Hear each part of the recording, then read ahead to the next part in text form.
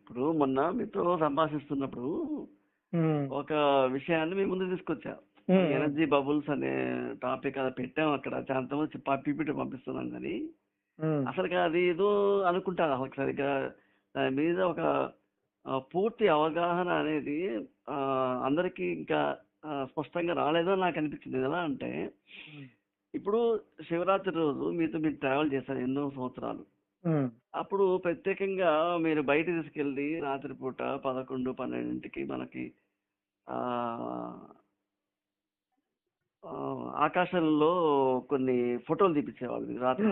Just క్యాజువల్గా చెప్పి ఆ ఫోటోలు తీస్తుంటే దాంట్లో నుంచి మేము చూసినప్పుడు ఎనర్జీ బబుల్స్ అసలు కాస్మిక్ ఎనర్జీ ఇట్లా ఫ్లో అవుతుంది వర్షం లాగా. అంటే మీరు ఒక తపస్సు లాగా ఎప్పటి నుంచో చేస్తున్నారు. అది ప్రత్యక్షంగా వీక్షించాం. అప్పుడే ఎప్పుడో 10 ఏళ్ల క్రితం జరిగిన సంగతి చెప్తాను నేను. ఇప్పుడుది కాదు, కొత్తది కాదు. ఆ రోజుల్లోనే కొన్ని ఎనర్జీ బబుల్స్ లోనే దేవతలు చూపించారు మాకు. వాడిని ఎలా చేస్తూ చేస్తా ఉంటే దేవతలు చూపించారు దాంట్లో మాకు. ఇప్పుడు అంటే మీరు ఎక్కడైతే ఒక ప్రవచనం చేసినా కానీ, మీరు ఒక సత్సంగం పాల్గొన్నా కానీ, మాతో ఒక హీలింగ్ ప్రోగ్రామ్స్ పెట్టించినా కానీ, అక్కడ ఏం జరుగుతూ ఉంది? మీరు ఎక్కడుంటే అక్కడ దేవతలు ప్రత్యక్షం అవుతున్నారు. అది కాస్మిక్ ఎనర్జీ రూపంలో వస్తుంది. దానికి తగ్గట్టుగానే మీరు కాస్మో కేర్ అనే పేరు పెట్టారు. ఆ పేరు కూడా చూడండి, కాస్మిక్ ఎనర్జీ ఎట్లా షవర్ అవుతుంది అనేది. అది కంటికి కనిపించింది కూడా మాకు. ఆ కెమెరా అద్భుతం. తర్వాత ఫోటో తీస్తే, మామూలు కెమెరా ఫోటో తీస్తేనే మనకి అందులోనే ఎనర్జీస్ కనిపించేసాయి. దానికేదో మళ్ళా ప్రత్యేకంగా మీరు కిల్లర్ ఫోటోగ్రఫీ చూపించి అట్లా కూడా కావాల్సిన లేదు. జస్ట్ మామూలు మొబైల్స్ లో కూడా కొన్ని మొబైల్స్ లో కూడా మీరు తీస్తే వచ్చినాయి. అంటే అక్కడ మాకు అబ్బా ఆశ్చర్యంగా అనిపించింది. అయ్యో ఓహో ఆహో అన్నాం. కానీ నిజానికి ఏంటి, మీరు ఎక్కడ ప్రయాణిస్తుంటే, మీరు ఎక్కడ ప్రవచనం ఇస్తున్నా, మీ చుట్టూ ఉంటే, మీ చుట్టూ ఆ దేవతలు అనే వాళ్ళు ఎవరైతే ఉన్నారో ఆ దేవతలు మీరు పిలిస్తే వచ్చేట్టుగా ఉన్నారు. ఏ దేవతలు లేదు గురుజీ, నేను ఐ అండర్స్టూడ్. ఏమంటారు, వేరే వాళ్ళకి ఇంకా క్లారిటీగా మనం చెప్పాలి, ఎక్స్ప్లెనేషన్ చేసే స్థితికి వాళ్ళు వచ్చారు. నేనేమంటే ఆ ప్రవాహం వస్తుంది నాకు. అరే ఇది కదా మా గురూజీ. మా గురూజీ ఎక్కడ ఉన్నా గానీ ఆ చుట్టూ దేవతలే ఉంటారు రెడీగా పిలిస్తే పలకడానికి. పలానా వాళ్ళకి నువ్వు రా, నువ్వు చెయ్యి అంటే వాళ్ళు వాళ్ళకి ఆవాహనం అంటే ఆవాహనం అయిపోతారు. అసలు నువ్వు చెప్తుంటే నాకు మళ్ళీ అన్ని గుర్తొస్తున్నాయి కదా. అప్పుడే అఖండ బ్రహ్మసిద్ధి ఉంది మనకి. భలే చెప్తున్నావు నువ్వు, అన్ని గుర్తొస్తున్నాయి నాకు ఇప్పుడు నువ్వు చెప్తుంటే మళ్ళీ. Very good. అసలు కరెక్టే. అఖండ బ్రహ్మ జ్ఞానం పెట్టుకొని మనము చూడు ఎక్కడెక్కడో నేను వెతుకుంటూ వెళ్ళా కాలజ్ఞానంకి. ఏంటి ఇది చేద్దాం అది తెలియదు అంటే ఆ టైం రావడానికి దేవత వెయిట్ చేసింది అంతే. అంటే అది చూడండి ఆ దేవత యొక్క అనుగ్రహం. అన్నిటి తిప్పి ఆస్ట్రాలజీ, అసలు ఆర్ఎస్ స్కానింగ్ తో మొదలైన ఇప్పుడు హీలింగ్, వేరు సిద్ధయోగంలోకి తిప్పి, యంత్రయోగంలో యంత్రాలలో రీసెర్చ్ చేయించి, తర్వాత ఇంకా మణిభద్ర ఆకాశం అంటే మిగతా గురువుల దగ్గర కూడా వెళ్ళాం. వాళ్ళ దగ్గర ఇంకేమన్నా మీరు అసలు ఒక వర్గం నాతో కలిసి నేను ఎటు తిరిగితే అటు వచ్చారు మీరు. ఎవ్రీ ఇయర్ ఒక యూనిట్, 2 years కల్లా ఒక కొత్త ఆశ్రమం వెళ్ళడం, అక్కడ సబ్జెక్ట్ తీసుకోవడం, మళ్ళీ తిరిగి నేను ఎక్కడికి వెళ్ళినా తిరిగి మళ్ళీ వాళ్ళకి ఏదో నేను చెప్పి వచ్చిన. అది ఇప్పుడు ఆలోచిస్తే నాకు నవ్వు వస్తుంది. నేనేం వెతికిన నాకేం తెలియదు కదా, నేను సామాన్యుని అనుకుంటూ తిరిగినా అది నా తప్పు. అంటే నా ఏజ్ అది, నేను సామాన్యుని అని నేను అనుకున్నా. నాకేం తెలుసు దైవకాంక్ష నా వెనకాల ఉంది, దైవ కులం నా వెనకాల ఉంది అన్న విషయం నాకు తెలియదు కదా నాన్న. అప్పుడు నేను ఒక గురు బ్రహ్మచారిగా నేను వెతుకుంటూ వెళ్తున్నా దేవతల్ని. తిరిగి చూస్తే నా బ్రహ్మలోకం అంతా నాతోనే ఉంది చిన్నప్పటి నుంచి. ఇప్పుడు అర్థమవుతుంది నాకు. కాకపోతే ఏంటంటే మంచిదైంది ఇవన్నీ తిరగడం వల్ల. ఇప్పుడు నువ్వు సరే అప్పటి నుంచి ఇంత ఉంది గురుజీ వెనకాల నువ్వు అంటున్నావు, కానీ అన్ని తిరగడం వల్ల అర్థమైంది కర్మ విద్య నేనే, అఖండమైన సిద్ధ జ్ఞానము నాలోనే ఉందని నాకు అర్థం కావడానికి నన్ను తిప్పింది దేవత తప్ప. అన్ని ఆశ్రమాలు తిరిగి లాస్ట్ కు వాళ్ళకు సమస్యలు, వాళ్ళ సమస్యలు చూసి నేను వాళ్ళకి ఏదో సొల్యూషన్ చెప్పొస్తే నాకే నవ్వొస్తుంది. ఇప్పుడు శ్రీ విద్యాపీఠంలో వెళ్ళి కూడా వాళ్ళ పూజ అర్చన చూసి అఖండ శృంగేరి పీఠం అంతటి గురువుల సాంగత్యం వహించి వాళ్ళతో తిరిగినాక లాస్ట్ కు నాకు అర్థమైంది ఏంది, అమ్మవారు అక్కడికి పోయినాక నా పవర్ ఏందో నాకు అక్కడికి పోయినాక అమ్మవారు ఆన్సర్ ఇచ్చింది నాకు.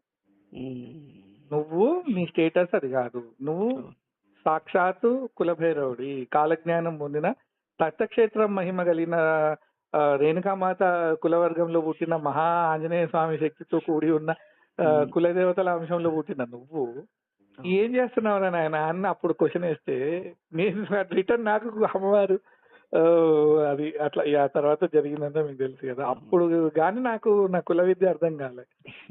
ఆ స్టేజ్కి వెళ్ళాక అర్థమైంది ఏంటంటే నువ్వు ఆ స్టేజ్కి వెళ్ళి బిత్తరపోకు, నీది ఆ వజ్రవంశము, ఆ అఖండ విజ్ఞాన కుండలిని జ్ఞాన పురుషుడు అని. కాకపోతే ఆ శృంగేరి పీఠం వాళ్ళతో తిరగడం వల్ల వచ్చింది ఏంటంటే నా కాలజ్ఞానము అఖండ బ్రహ్మాండం నుంచి తెచ్చుకోవడానికి వాళ్ళ సాంగత్యం నాకు ఉపయోగపడింది. వాళ్ళని మెచ్చుకోవాలి నేను, ఎందుకంటే వాళ్ళ సాంగత్యంలో తిరిగితే అప్పుడు అర్థమైంది ఇది కాదు కదా నా కాలజ్ఞానం, అది కదా.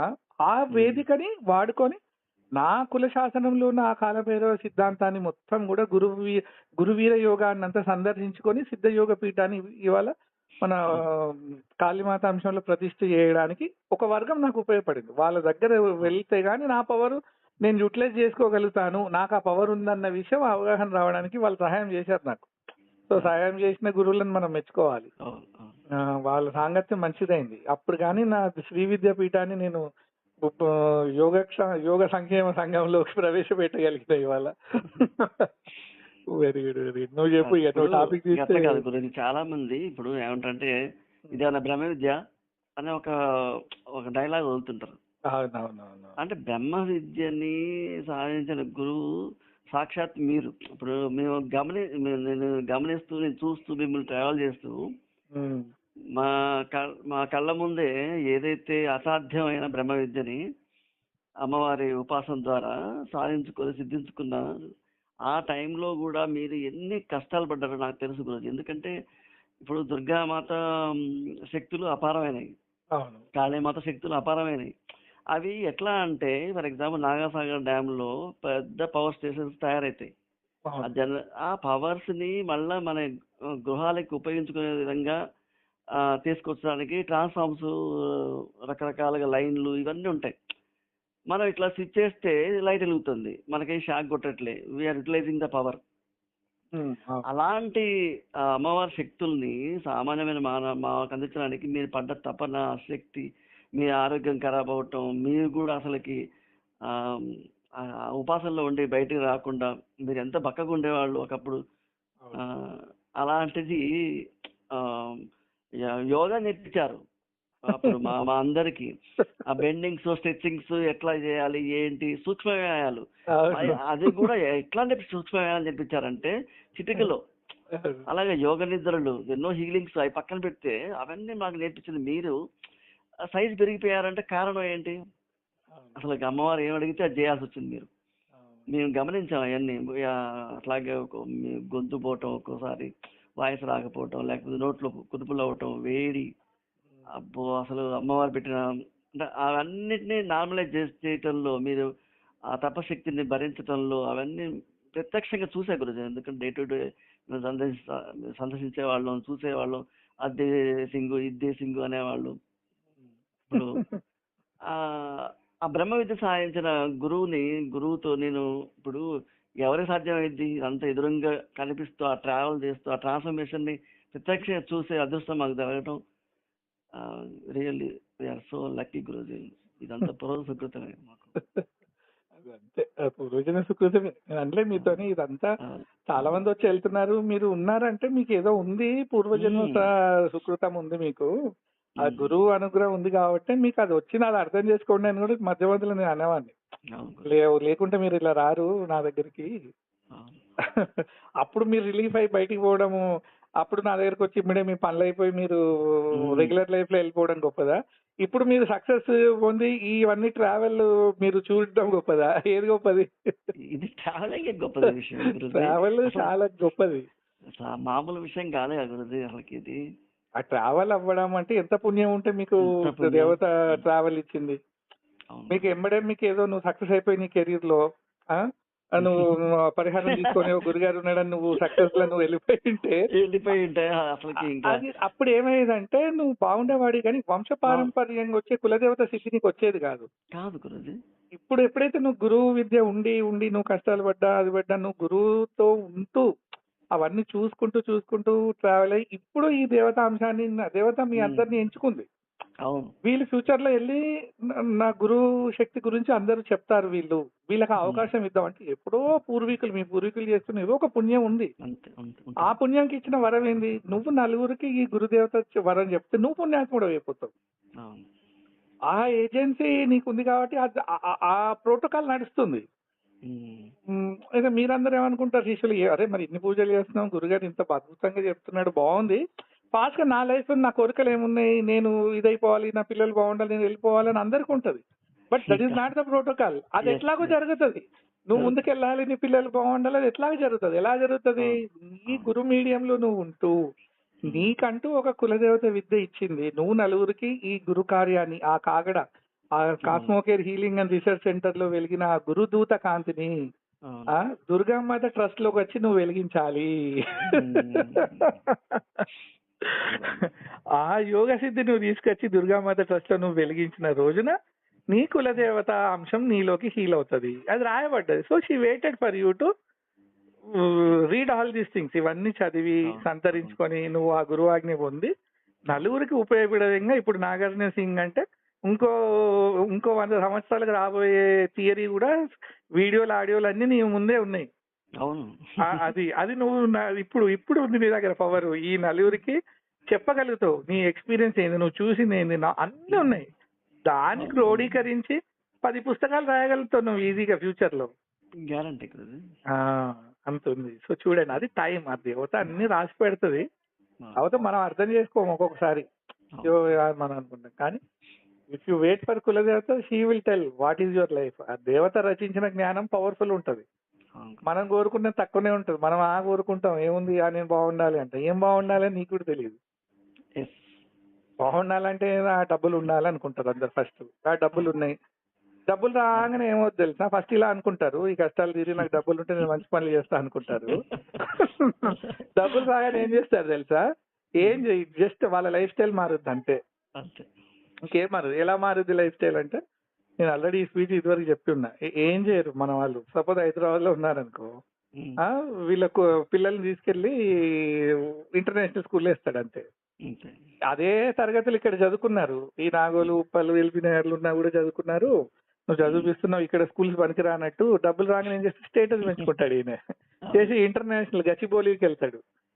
గచ్చిబౌలిలో ఇంటర్నేషనల్ స్కూల్ మా పిల్లలు చదవాలి, ఇక్కడ నాకు అవ్వట్లేదు అని వెళ్ళి గచ్చిబౌలిలో ప్లాట్ కొంటాడు, అక్కడ ఇల్లు కొంటాడు, మకాం మార్చాడు. అక్కడ ఇంటర్నేషనల్ స్కూల్లో పిల్లల్ని వేసి, చూసావా నేను ఎంత బాగున్నా, ఈ ఆస్తి పాస్తులంతా కూడా పిల్లలకి నేను పెద్ద చదివిస్తున్నా అని మురిసిపోతూ దాని తగ్గట్టు లైఫ్ స్టైల్ మార్చుకొని జీవిస్తాడు తప్ప తల్లిదండ్రులను చూసుకోవాలి, నేను నా ధర్మాన్ని ఆచరించాలి, నేను గురుకుల పీఠాన్ని సేవ్ చేయాలి, నేను సేవ చేసుకుంటా, నాకు వచ్చిన ఈ డబ్బు ప్రతిష్ట అమ్మవారి అనుగ్రహం, నలుగురు బాగుండేటట్టు నేను సేవ చేస్తాను అనుకునే వాళ్ళ పూర్వం. అప్పుడు అలా ఉండేది. ఇప్పుడు నీకు ఆ పవిత్రత వచ్చింది కాబట్టి అమ్మవారు లేదు, మనం సంక్షేమ సంఘంలో ఉందాం, నా జీవితం కాపాడుకుంటూ నలుగురు బాగుండాలన్న కుల విద్య నీకు ఇచ్చింది అమ్మవారు ఇప్పుడు. So that is growth. ఈ దేవత అనుకున్నది బెటర్, అందరూ బాగుండాలనుకుని ఇదే ఏం లేదు. ఇది తర్వాత పిల్లల్ని ఫారెన్ పంపిస్తారు, అక్కడ ఇది పంపిస్తారు. పిల్లలు అక్కడ ఫారెన్ చదువుకు బ్రష్ పట్టిపోయి తర్వాత తెలుగు కూడా రాదు ఆడికి. అక్కడ పోతాడు, వాని కొడుకు అక్కడ వాళ్ళ సంతానం అక్కడ పుడుతుంది. అక్కడ అమ్మాయిని పెళ్లి చేసుకొని ఇంటికి వస్తాడు. వాడు ఇండియాకి వచ్చి అందరిని మాట్లాడించిపోతే ఇక్కడ ఏం బాగాలేదు, నేను ఆడనే ఉంటానని వెళ్ళిపోతాడు.